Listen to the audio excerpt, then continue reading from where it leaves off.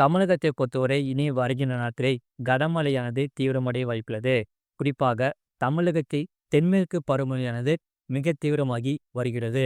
அந்த வகையில் 12ஆம் தேதி கனமழை பெய்யக்கூடிய மாவட்டங்கள் திருவள்ளூர், ராணிப்பேட்டை மற்றும் நீலகிரி மாவட்டங்களில் ஓரிரு இடங்களில் கனமழையானது பெய்யுள்ளது.